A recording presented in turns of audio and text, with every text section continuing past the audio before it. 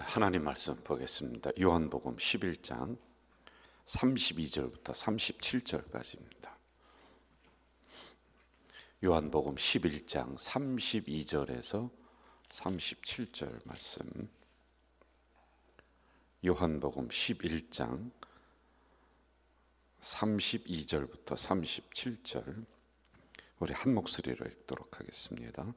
마리아가 예수 계신 곳에 가서 배웠고 그 발 앞에 엎드려 이르되 주께서 여기 계셨더라면 내 오라버니가 죽지 아니하였겠나이다 하더라. 예수께서 그가 우는 것과 또 함께 온 유대인들이 우는 것을 보시고 심령의 비통히 여기시고 불쌍히 여기사 이르시되 그를 어디 두었느냐 이르시되 주여 와서 보옵소서 하니 예수께서 눈물을 흘리시더라. 이에 유대인들이 말하되 보라 그를 얼마나 사랑하셨는가 하며 그중 어떤 이는 말하되 이 사람이 그 사람은 죽지 않게 할 수 없었더냐 하더라. 아멘. 우리는 지금 마리아 마르다 가정에 왔었던 이 어려운 나사로가 이제 죽었습니다. 이 가정에 대해서 이제 일어나는 이 사건을 우리가 보면서 한 2주, 3주 정도 이렇게 가는 것 같아요. 그 정도로 이 안에 숨겨진 진리가 굉장히 많이 있다는 거예요. 그냥 뭐 나사로야 일어나라 해서 무덤에서 나왔다, 죽은 사람을 살렸다, 그런 단순한 게 아니라 이 안에 엄청난 진리를 담고 있다라고 하는 거죠. 자, 오늘도 우리가 어디를 보느냐면은 11장 33절부터 33절에 보니까 우는 것을 보시고 심령의 비통히 여기시고 불쌍히 여기사 비통하게 여기셨다. 그리고 35절 예수께서 눈물을 흘리시더라 이렇게 나오고 있습니다. 비통하게 여기셨다. 그리고 우셨다라고 합니다. 자, 여러분, 우리가 지난 시간에 계속 들었던 이야기를 좀 종합을 좀 간단하게 새벽에 해봅시다. 마리아 마르다 가정은 예수님이 편안하게 드나드는 가정이었어요. 그러니까 주님을 위해서라면 헌신했었던 가정이고 무엇이든지 편안하게 예수님을 대해 주었습니다. 복음을 위해서 예수님의 전도여행을 하다가 피곤하면 그 집에 가서 들어가 쉬기도 하고 힘을 얻기도 하고, 그러면서 굉장히 친밀한 관계 속에 이 가정이 있었어요. 여러분, 이것을 보면서 우리는 이렇게 그때 이야기했습니다. 오늘에도 구속사를 위해서, 영혼군을 위해서 올바른 주의 종이라면 이렇게 선대하는 그런 성도들, 가정들이 있어야지 된다. 왜냐하면 목회자도 사람이기 때문에 이것을 가지고 힘을 얻기도 한다, 이런 말씀을 드렸죠. 자, 그리고 나사로가 죽을 병에 걸리자 사람을 보내서 예수님을 오라고 합니다. 즉 이 정도로 친밀한 관계였다는 거예요. 특별한 관계였었다는 겁니다. 자, 3절을 보면은요, 제가 3절 읽어드릴게요. 이에 그 누이들이 예수께 사람을 보내어 이르되 주여 보시옵소서 사랑하시는 자가 병들었나이다. 여기는 이름도 얘기 안 해요. 사랑하시는 자. 그 요한이라고 하는 제자가 이 사건을 쓰면서 이 가정과 예수님의 관계가 이 정도로 특별했다, 이걸 부각을 시켜주는 그런 말입니다. 자, 그런데 오늘 본문에 우리가 새벽에 묵상하는데 왜 예수님이 우셨을까? 이 생각해 보세요, 여러분. 왜 우셨을까? 어떤 분은 이렇게 얘기합니다. 사랑하는 나사로가 죽었기 때문에 우셨다. 근데 그 맞는 얘기 같은데, 여러분 앞에 우리가 봤듯이 이건 말씀과 배치되는 거예요. 반대가 되는 거예요. 왜냐하면 나사로가 죽은 것을 보면 내가 기뻐한다 그랬거든요. 오히려 왜 기뻐하죠? 하나님의 영광을 드러내기 위한 하나의 사건으로 보는 겁니다. 그래서 기뻐한다고 그랬는데 와서 나사로가 죽어서 불쌍해서 운다, 그건 맞지 않는 거 같지 않습니까? 안 맞는단 말이에요. 그러면 사랑하는 가정에 어려움이 온 것을 보시면서 우셨다, 이것도 안 맞아요. 맞지 않아요. 그럼 예수님은 왜 우셨을까? 이 생각을 하면서 이 진리를, 여기 있는 교훈을 우리가 새벽에 하나 딱 얻으면 좋을 것 같아요. 이토록 사랑하는 가정이었어요. 앞에 제가 얘기했습니다. 그런데 본인들이 원하지 않는 고난이 닥쳐요. 어려움이 닥쳤습니다. 근데 그 가정에 누가 있었냐면 마리아가 있었고 마르다가 있었고, 그리고 동생이, 그 마리아에 있어서는 동생, 마르다에 있어서는 오빠가 이제 죽습니다. 중간에 있는 이 나사로가 죽어요. 자, 그러면은 이 고난이 닥쳐왔을 때 마리아는 어떤 태도였느냐? 마르다는 어떤 태도였느냐? 요걸 우리가 좀 한번 보면 좋을 것 같아요. 먼저 32절 21절 봅시다. 21절. 마르다가 예수께 여짜오되 주께서 여기 계셨다면 내 오라버니가 죽지 아니하였겠나이다. 이제 빨리 왔어야지. 사람 보낼 때 빨리 왔어야지. 원망한다고 그랬잖아요. 그렇죠? 그런데 예수님은 사람을 보냈는데 거기 며칠을 더 유하셨다? 이틀. 그리고 도착했는데 죽은 지 사흘. 이 시간도 우리가 계산을 했습니다. 기억나세요? 그런데 이미 죽어서 썩은 냄새가 나. 그러니까 마르다도 뭐라고 하냐? 예수님 늦었어요. 아니 올라면 빨리 와야지. 신방을 하려면 제때 해야지. 다 죽어서 냄새 나는데 뭘 그렇게 지금 와가지고 그러십니까? 이거 원망을 하는 거예요. 원망. 자, 32절 봅시다. 마리아가 예수 계신 곳에 가서 배웠고 그 발 아래 엎드려 이르되 주께서 여기 계셨다면 내 오라버니가 죽지 아니하였겠다. 마리아에 있어서는 오라버니, 마르다에 있어서는 동생. 이거 제가 수정할게요. 이렇습니다. 그런데 이 마리아도 어떻게 해요? 죽지 당신이 좀 빨리 좀 왔으면 좋을 뻔했는데 왜 그렇게 했느냐라고 하는 거예요. 여러분 원망하는 거예요. 이 마르다가 오라버니가 죽은 것 때문에 원망하는 거예요. 제가 앞에 특별한 관계라고 했습니다. 여러분 특별한 관계라고 하는 것은 그만큼 주님을 믿는다는 것이고 주님과 생사를 같이 한다는 것은 이게 있는 거예요. 그러니까 특별한 믿음을 가지고 있었다. 관계가 특별했다라고 하는 거죠. 그런데 지금 이들이 원망해요. 오라버니의 죽음을 보고 원망하는 일이 일어납니다. 주님으로부터 특별한 관계로 형성되었고 특별한 은혜를 받았고 우리도 특별한 관계다라고 생각을 했었는데 이 지금 그 마리아 마르다가 하는 행동은 믿음이 있는 사람이나 믿음이 없는 사람이나 별반 다르지 않는 원망 불평을 이 고난 앞에서 하고 있다는 거예요. 똑같이 이들도 하고 있다는 겁니다. 그들 스스로는 이렇게 생각했을 거예요. 우리처럼 주님을 사랑하는 가정이 없다. 우리와 예수님은 특별한 관계이다. 그러므로 우리의 믿음은 특별하다. 그런데 이게 착각이라는 거예요. 본인들의 착각입니다. 23절 한번 가볼까요? 23절 제가 읽어드릴게요. 예수께서 이르시되 내 오라비가 어떻게 해요? 다시 살리라. 다시 살아난다.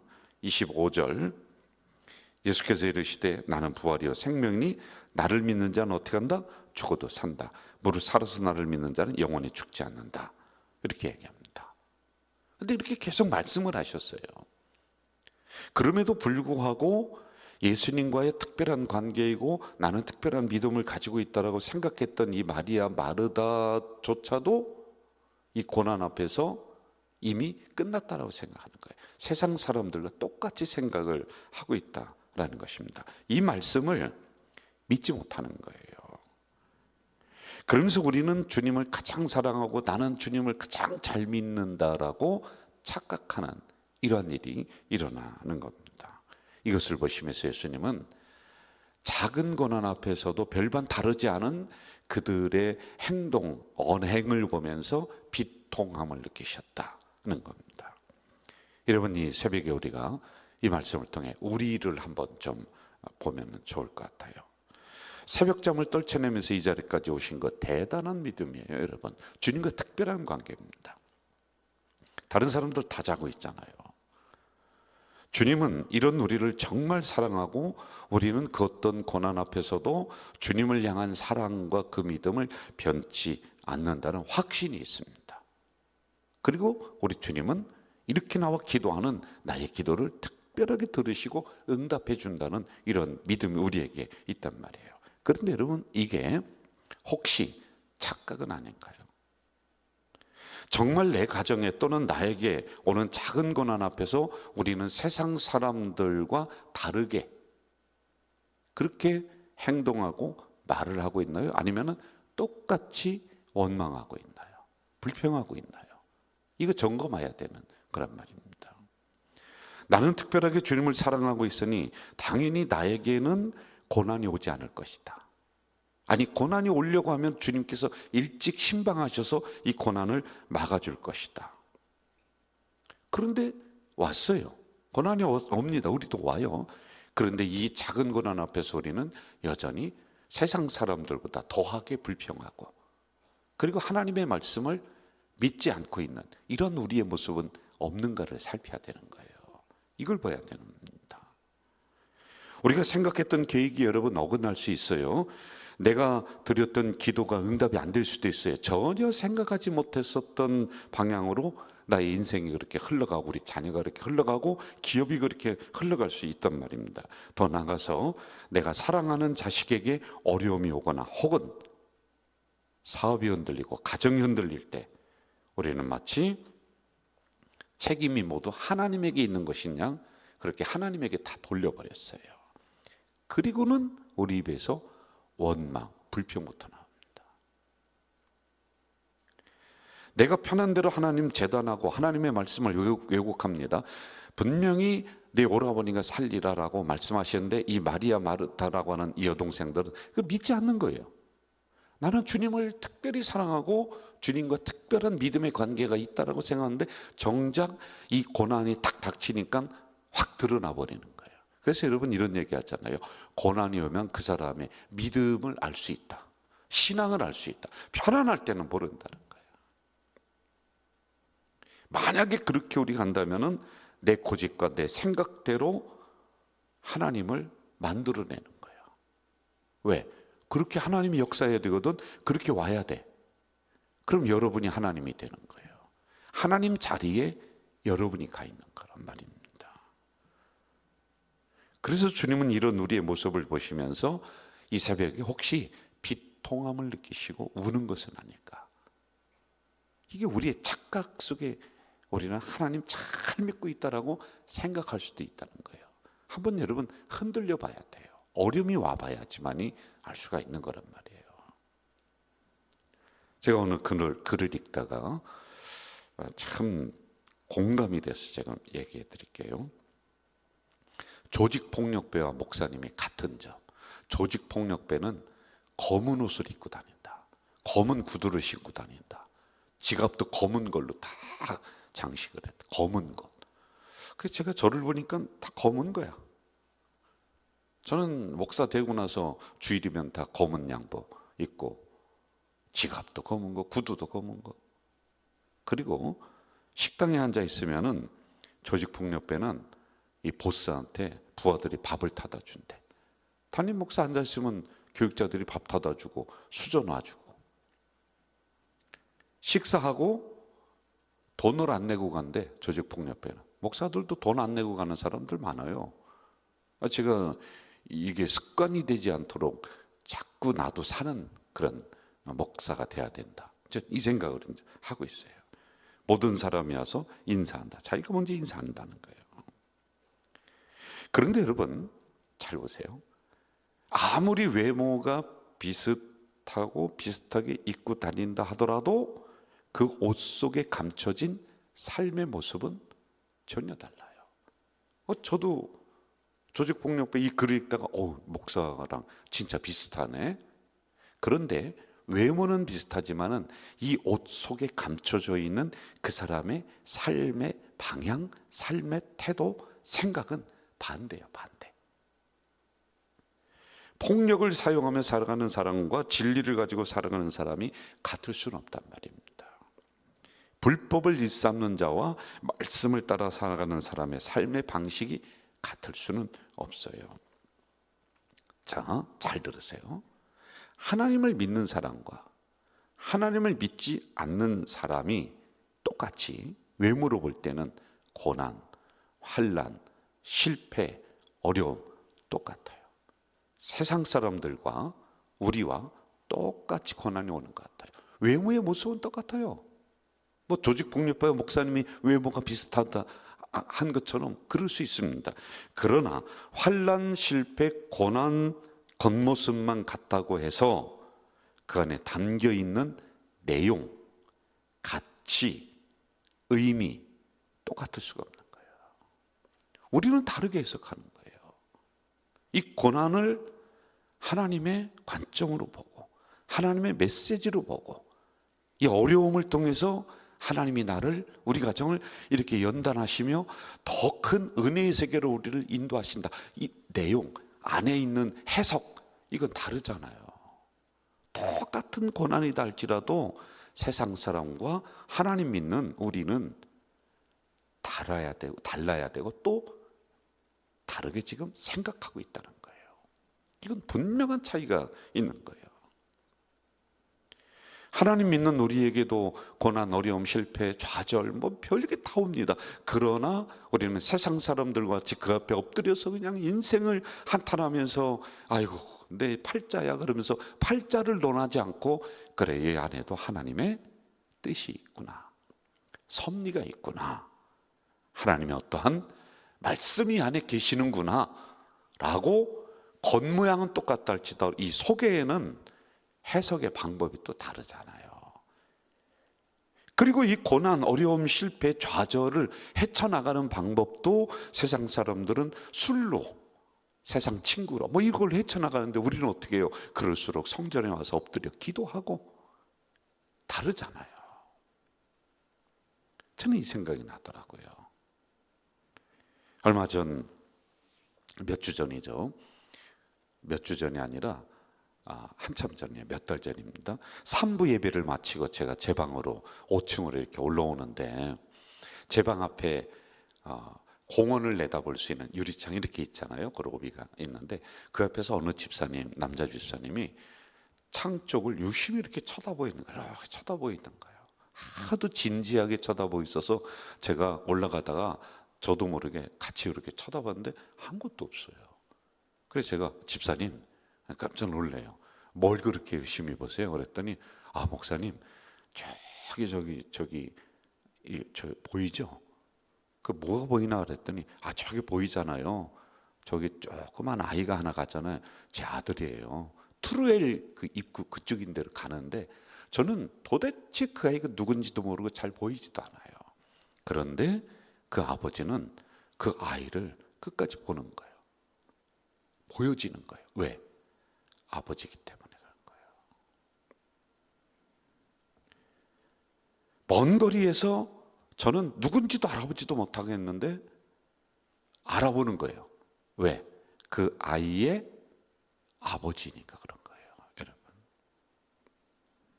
그 아이는 그 길을 가면서요, 트루엘 그쪽 있는데 공원을 지나서 이렇게 가면서 아버지가 나를 쳐다보고 있다는 사실을 몰라요. 전혀 모릅니다.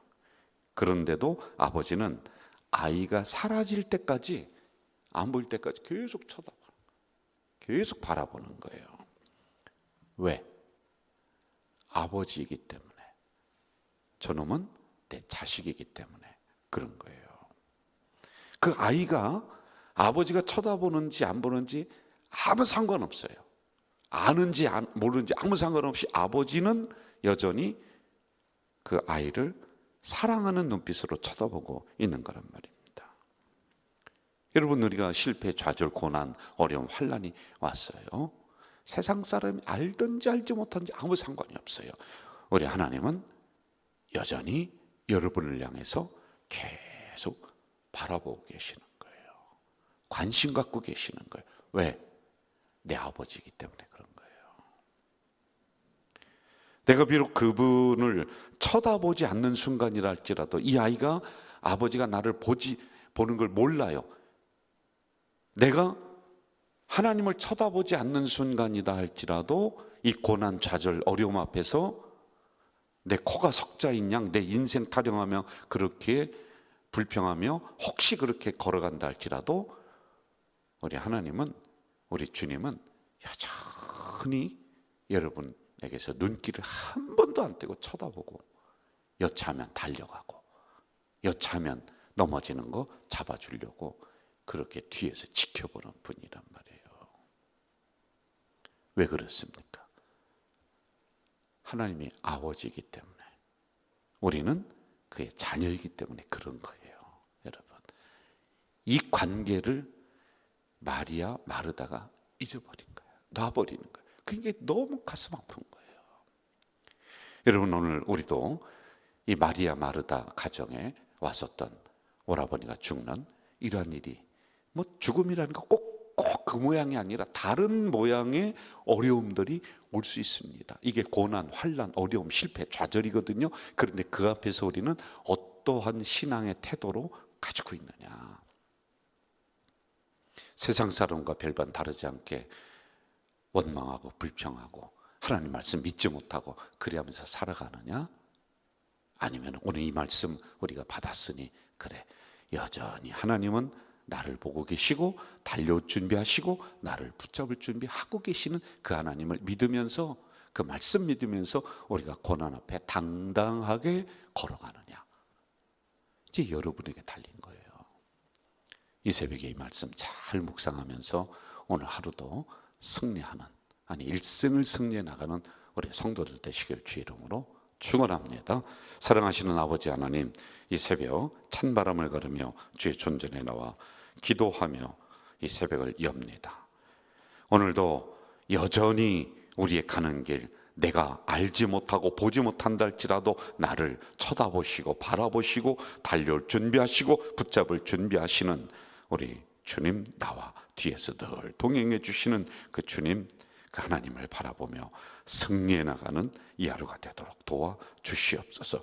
작은 고난 어려움 앞에 하나님을 믿지 않는 사람들처럼 그렇게 좌절하고 원망하고 불평하는 것이 아니라, 하나님 말씀하셨사오니 하나님이 나를 지금 보고 계시니 그리하며 힘을 얻으며 나가는 우리 성도들이 되도록 도와주시옵소서. 오늘도 귀한 금을 하나님 존전에 올렸습니다. 드리는 손길마다 복되게 하시고 이들이 2026년 물질 때문에 어려움 겪지 않도록 땅에 기름진 것으로 넉넉하게 채워 주시옵소서. 예수님의 이름으로 기도하옵나이다. 아멘.